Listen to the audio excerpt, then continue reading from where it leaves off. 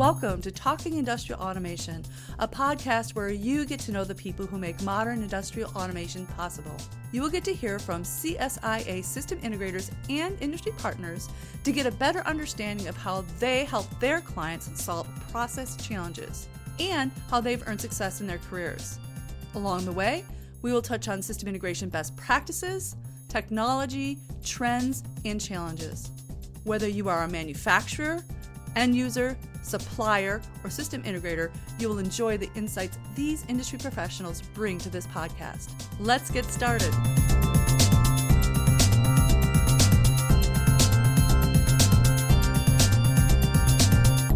Hi, my name is Lisa Richter, the host of Talking Industrial Automation, a podcast where you get to know the people who make modern industrial automation and processing possible. In today's episode, we're talking industrial automation with Paul Adams, who is Senior Director of Partner Ecosystems Americas at GE Vernova. Paul has spent over 28 years with GE in various leadership roles, including software development, program management, product management, and customer success. He spends his days working closely with GE's partner ecosystem, expanding the reach of its products around the globe. Paul, welcome to the podcast. Thank you, Lisa. It's great to be here. Before we get started with the usual pitter-patter, I'd like to talk about the recent CSIA conference. As we are recording this in early mid-June, we are just back from San Diego, where more than 500 system integrators and industry partners spent almost a week together networking, attending keynotes and breakouts, and otherwise just kind of exchanging a whole bunch of ideas and expertise. From my perspective, I heard several people say it was one of the best ones yet, but I am an unreliable narrator because I help organize the event. So I'm curious to hear what you think. I know you've been with GE for quite some time, but have you ever been to the CSA conference? And if so, or if not, what were your impressions and key takeaways? Yeah, so I started in this role back in March. So it's kind of new to me. So CSIA, I've been on a couple calls prior to that, but it was my first conference. I loved to come out to San Diego. That was fantastic. I think it was a great event. I mean, we had about 85 of our system integrators that are in our program out there, and I had a chance to meet a lot of them face to face. Have some conversations, set up some follow-ups, just interact over a drink or lunch. And it was really good. I wish the weather was nicer in San Diego. It was cloudy all week, but that's not what I expected. But the conference itself, it was a great venue, great topics. Looking forward to coming to the next one. Yeah, what would you say were some of the highlights for you, other than obviously meeting all the awesome system integrators and everybody else that was there? Were there themes that were coming out from the system integrators and the conversations that you were having? Yeah, to me, it was really about getting in and talking to these guys. Like I said, I've been with GE a long time in a lot of different roles. The system integrator interaction is new to me. I've talked to many customers over the years, but just getting in there and really talking about, what their challenges are, how I can help them, and, build that relationship is really a key part of what I enjoyed about it. So I'll continue to do that and work through that. Great. Well, we appreciate you coming. Let's talk some more about your origin story. How did you end up where you are career-wise? Okay. Well, it's kind of funny. I graduated in college back in 94, and the job market wasn't that great. I had graduated in December because I was doing a co-op with GE. So I had about 9 months with GE. I graduated. I ended up finding a job after 3 months over at a company called Cabletron Systems. I was a computer engineer wanting to do software. I went over and did that. And then 9 months later, GE called me back, and I went, and I was going into a new business, and they were focused on manufacturing. They said, "Hey, we've got this product called Simplicity that does HMI SCADA." I had no idea what that was. And I said, "Hey, I'll try it out for a while." And I went in there, and, I've been 28 years since, and I've been in a lot of plants globally. GE's given me the opportunity to be around the world, working with our products, working with many customers in a lot of different industries. So every time I walk into auto plant, I've been in a lot of them. I still enjoy that, still enjoy seeing what's happening on the floor and how our products can help those customers. Yeah, so when you're talking to like the layperson, maybe at a summer barbecue coming up here, how do you explain to them what it is that you do? Yeah, I mean, really, my role now is building relationships. We've got an ecosystem of system integrators that are out there that they're out there every day. They have a business they want to drive and build their business. So my job is really to support them, make sure they understand our products, they have the training they need, they have the support they need. Because at the end of the day, and there's multiple vendors they can use, they're going to use the ones that are easy for them to get in and out, keep their margins, and drive forward. So my job is just to make sure their job is easy, right? And if that's the case, I'm doing my job, and their businesses will grow, and that'll pull through more business for GE as well. Is there a special industry or discipline that, well, I guess you specialize in? Yeah, well, with GE Vernova, what our focus is for my business is a lot of manufacturing. So food and beverage manufacturing, automotive, consumer packaged goods, to name a few. We also focus on utilities, water, wastewater. Those are some of the industries that we focus on heavily with our products that we put out. Are there suppliers that you partner with? We do, from time to time, look for other suppliers. We just purchased a company that does finite capacity scheduling, and they were kind of a supplier of ours for a while as we kind of complement our portfolio. But we've kind of purchased them; they're in there now. So we do timely acquisitions or partnerships with other partners that complement our portfolio. We're really around what does the top floor ERP system down to the shop floor look like, and visualization and control of those areas, right? So if there's things outside of that, we can be opportunistic to partner with other companies as well. So you mentioned this acquisition. Are there other ways that GE has grown or changed in the past year? And what are your expectations for the company in the next 12 to 24 months? If you can even predict, I mean, right now things are super uncertain. Every day you open the newspaper and there's another headline and you're like, oh. So do your best. Yeah, so when I started with GE, Jack Welch was the CEO. He was probably one of the first celebrity CEOs that was out there. And so he had a lot of recognition. It was the mid to late '90s, and the internet boom was happening. And at one point, GE was the most valuable company in the world. Then, we hit 2001, and there were some struggles along the way there. But I'm very hopeful. So in 2018. A new CEO came in from the outside. And it was the first outsider CEO that GE has had. So he broke up the company. And actually, in the past year, GE Healthcare spun off into their own company, GE Aerospace into their own company, and now GE Vernova into our own company, right? So that's been great. I mean, I think there's a lot of promise here. I mean, GE Vernova overall is focused on the future of energy, and we're part of that mission, right? How can we make utilities? How can we make manufacturers more efficient? How can they do more with less? So I think there's a lot of promise here. GE is a great brand around the world, and just really looking forward to continuing to work with them and make a difference.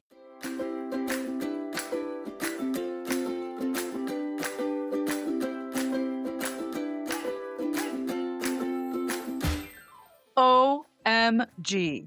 Can you believe it's the middle of the year already? If you are like me, that's a little shocking. I can offer you something special. If one of your goals is to join CSIA, and why wouldn't you? This global community has so much to offer system integrators, from best practices to certification to professional development, and even access to professional services experts, including insurance, financial, and legal, who understand the SI's unique business needs. For vendors, CSA offers an ecosystem to grow your SI programs, understand your customers' pain points, monitor industry trends, and share your thought leadership. Best of all, CSIA is a soft place to land. And by that, I mean it's a community of like-minded people who are willing to share, commiserate, and celebrate your wins, your losses, and your vision. So what are you waiting for? Oh, wait, you're probably waiting for my special offer. Here it is.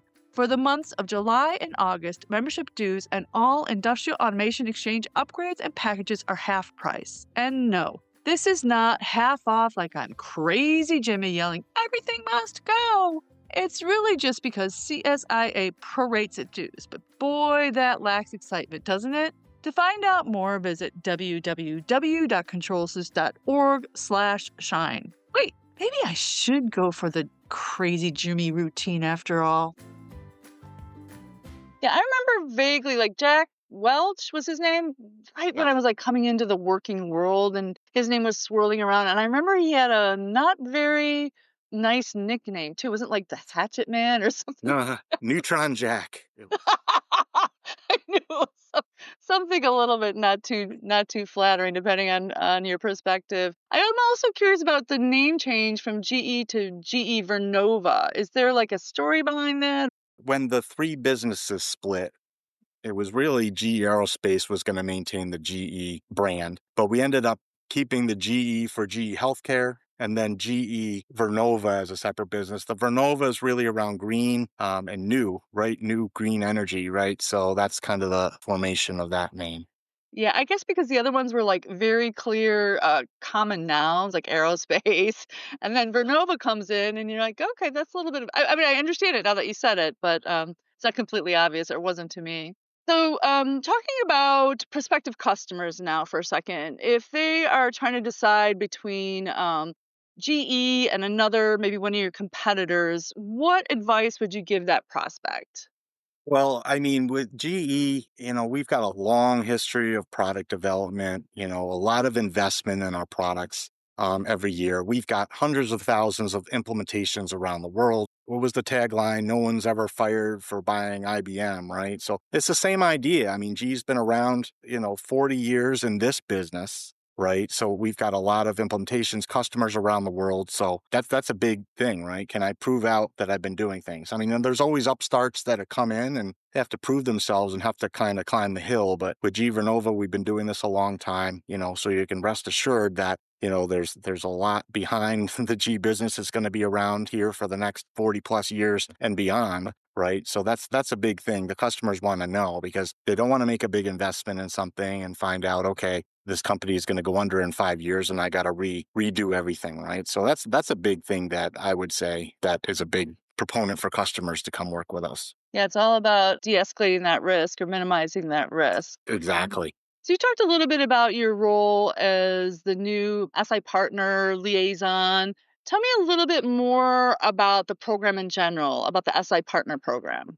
Yeah, sure. So we've got a program where we can bring partners in from the SI community, right? We have different tiers depending on what the partners are doing. I mean, we have a platinum tier for SIs that are working only with GE, all the way down to our member level who are opportunistic. And there's different level of benefits for each of those, but it's mainly around, enablement, making sure they're trained on what they have. We have a partner finder where customers can go and look for SIs. And I'm always talking to our SIs to make those profiles stronger. And that can be doing the certification exams we have, doing the training, and making sure that they're working closely with us, right? So, like I said, it's my job to make sure their jobs are easier. Today, someone asked me for a recommendation, and I went into our partner finder, and I can go in there and look at a number of different things. But I'm gonna give the recommendation based on who has that strong profile, because that means they're committed and they're gonna move forward with GE and they're gonna put GE in a good light. So I'm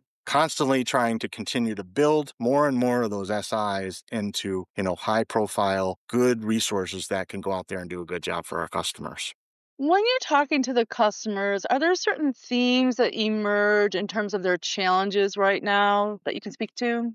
Yeah, I mean, if I'm an SI, I want to get in and out with jobs. So I don't want to be dealing with a lot of issues or punch lists for a long time, So that's a big deal. Finding good resources to come into the industry now, right? We're in an industry where, the people that have been working in it have been in there a long time, right? So finding new people to come in and get excited about manufacturing. Like I said, I didn't know I would be excited about manufacturing. I just came into it, said I'd try it for a year, and here I am. But it's a different group coming into the workforce now that has been trained on Xbox and PlayStation and the phone. It's a constant thing, so they're going to want that experience that they've had already. And how can we help them? So making the industry more exciting. And I think there's a lot of things coming for that. Things with like AI, machine learning. There's a lot of cool things. I joke with my son. My son just graduated with a degree in computer engineering. And I tell him when I graduated, the big thing was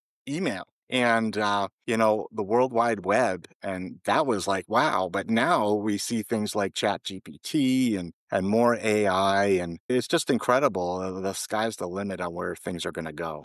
Yeah, well, my big thing when I first started working was a fax. So that tells you how long ago that was. You don't even know what I'm talking about, do you? Yeah, We used to send faxes back right, in the right. day. So those are some challenges. Are there any other trends that you want to speak to that are happening in the industrial automation right now? Yeah, I mean, I think the movement to cloud, I mean, is a big thing. I mean, we're talking about that. That's happening more and more. I mean, when I first started, it was really around, hey, how do we get a PC on the plant floor, right? Nobody wanted to do that, and now they're ubiquitous, right? But now the cloud, and that's really starting to make a big headwind there into industry. So I think that's a big one, and we're seeing licensing models change as a result of that, and how we can get our software to customers.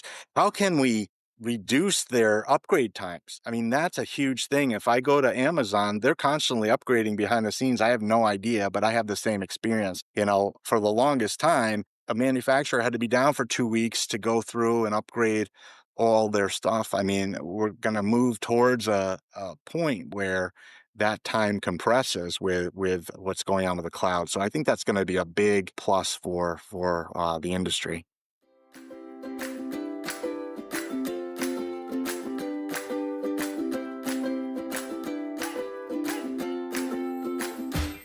Hi, Lisa. Danny, tell the good people who you are and why you're here. Sure, I'm the Director of Digital Learning at CSIA, and I'm here to tell you about the new CSIA Learning Hub, a professional development platform specifically designed for system integrators by system integrators. Sounds amazing. I hear all the time how challenging it is to find content for system integrators so they can get their people up to speed quickly. And the content is exceptional, I will say. We've worked with system integrators to create over 20 curated playlists covering essential skills at every level. We have content for team members who need the basics, as well as content for those advancing their expertise. Our skill levels range from building awareness all the way to practicing, entry level to seasoned professional. Tell me more. Well, it's an online platform, which means it's super flex. Teams can access training and learn at their own pace, which should be a given in today's digital environment. But what is unique is that each organization gets a customized training site. So learning managers can track progress, generate reports, and really see how their team is developing. So you'll use what CSIA built as a foundation, but from there, you can really customize the experience for your team. So let's go back to the part where you said it was built for SIs by SIs. How was the content sourced and vetted? That is a great question. So our playlist curation was led by Eric Schaefer, a true subject matter expert with over 20 years of experience in the system integration space. His expertise guided the selection, organization, and skill level alignment for each playlist. Think of it like Spotify. All the content is there, but imagine having a personal DJ who spent over 20 years getting to know your preferences and tailoring the perfect playlist just for you. Okay, that sounds super useful for onboarding and developing employees. What's the catch? Is it super expensive? Not at all. Introductory pricing is just $900 for 2025. With that, you get 4 active learner accounts and a learning manager license. That's a really great value. There still must be some sort of catch. No, there really isn't. Well, except that you do have to be a member of CSIA to be able to participate. Where can people go to find out more? They can visit www.controlsys.org/learning-hub. Thank you, Danny. You're very welcome, Lisa.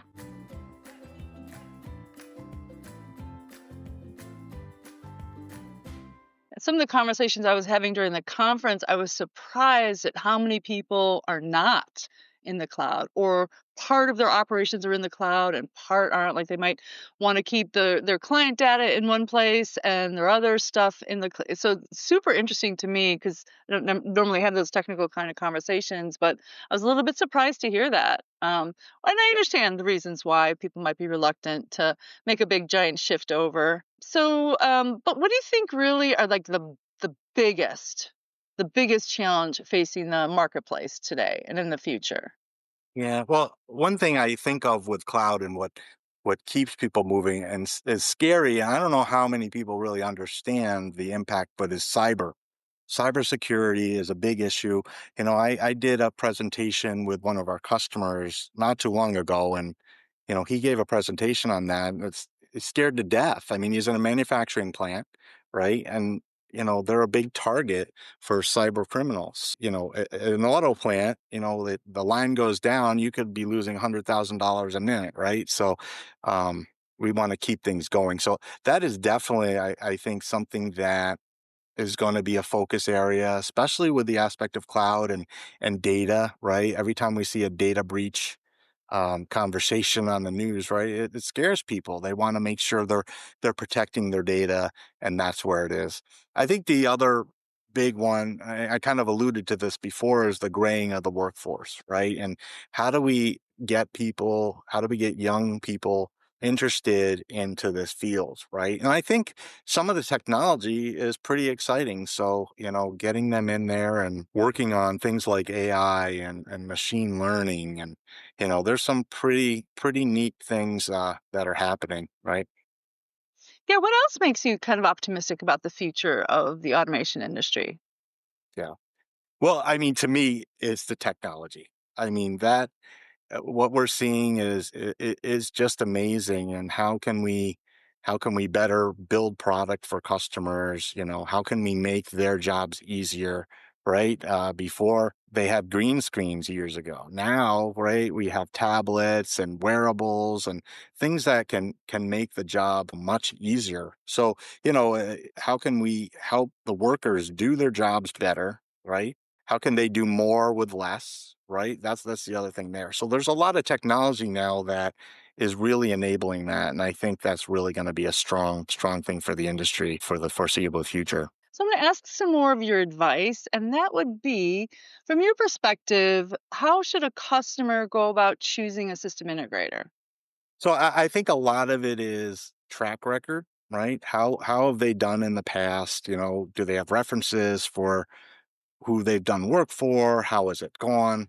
What kind of level support are they getting, or are they providing?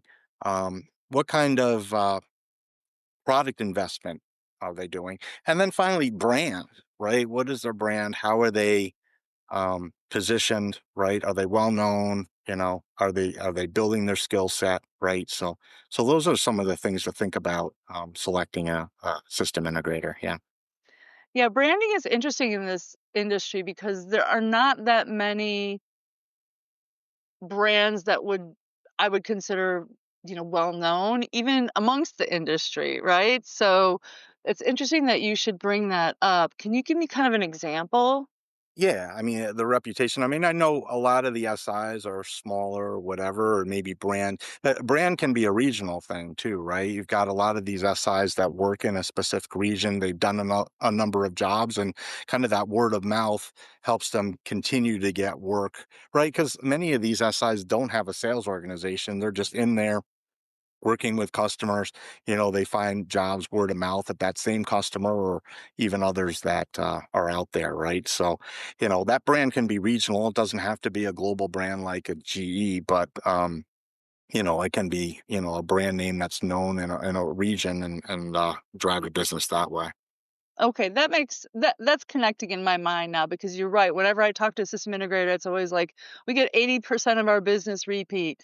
We Even if the person leaves, they bring us with them to a new place. So I that Right. resonates with me, that thought And a that's lot. that's what the first thing I mentioned is track record, right? So that Mm, drives a lot of, hey, how are we getting business, right? If I go in there and I screw up a job, I'm likely not going to get another one. So the most important thing is ensuring that you're going in there and doing it right. And that's why, we're trying to make sure that the SIs in our program are enabled, they know where to go for help, so we can help support them so they're successful, right? Because we want them to get more and more GE jobs, because that helps them grow their business, and it helps GE Vernova get more business as well. 100%. It's all about having each other's backs because the customer doesn't care if it was the hardware or the software or the system integrator. All they know is they have a problem, and so you Exactly. all need to work together to figure it out. I don't care what SI does the work for the customer or if it's GE Services doing the work. I want the customer to have the same experience, right? So that's something we're working towards. And hey, how can we do that? It's almost like a franchise model. It doesn't matter which McDonald's you walk into, you have the same experience, right? 100%. Totally get that. Makes a lot of sense. So I'm going to switch completely into a new vein of questions here and talk a little bit more about you personally. And I'm curious about what you would say if I asked you if you had to choose a completely different career, what would you choose? If I had to choose a different career, what would I choose? I think the answer to that, I would have been doing something in finance. Um, Oh, I ended up, I got my technical degree and then I went back and I got my MBA. And I think that's such a powerful combination. I mean, I tell my son this, having a technical degree and then the business on top of it is powerful because not only do you know what you can do with the technology, but you understand, okay, the so what? Why does it matter? How getting it out to the customer. So I've done a lot of reading, et cetera, on the finance topic. Personal finance is a big hobby thing for me. So if it wasn't for manufacturing or technology, it would definitely be a career in finance. it makes a lot of sense because there is a lot of crossover in the skill sets, being detail oriented and, digging into the data and all that stuff makes a lot of Sure. sense. Yeah. Yeah. Yeah. Yeah, exactly. Final question. What is the best advice you could give your younger self just getting started? Yeah, I think, you know, I was lucky enough to just be curious on my career. And I did a lot of reading. I'm a voracious reader. I spend a lot of time reading for the job just to kind of build my skill set. But the other thing is be comfortable being uncomfortable. I think that's really important because you can really feel frustrated at work. You don't know everything. I know I love to get there. I'm really frustrated when I don't know everything, right? And I always want to get there quickly. But I mean, I think that's the biggest thing is when you're in that mode, that's when you're growing and that's when you're learning. And, I think that's definitely one piece of advice I would do. The other big one, and I'm harping on this all the time, is building your network, right? When you meet someone, you build it. I think LinkedIn is a fantastic venue for that. I can't tell you how many times in my career I've used that network, not only for, opportunities for jobs, but talking to an expert in a specific area where we're trying to get into or trying to find experts to come into our team, et cetera. So you never know when somebody you meet today is going to help you 20 years from now, because that has happened for me and I'm sure it happens for others. So that's another big piece I would advise as well. Well, that's it for today's episode of Talking Industrial Automation. If you're interested in learning more about Paul or GE Vernova, you can find them on the CSIA Industrial Automation Exchange at www.csiexchange.com. Thanks for listening, and thank you, Paul, for joining me today. Thank you, Lisa. It was great being here. If you enjoy this podcast, please subscribe wherever you listen to podcasts. You can also really help the show by leaving a review and sharing with colleagues. We're all just slaves to the logarithm now, so I gotta ask. Thanks for listening to the Talking Industrial Automation podcast. Thanks also to bensound.com and Wistia for the music bumpers. Until next time.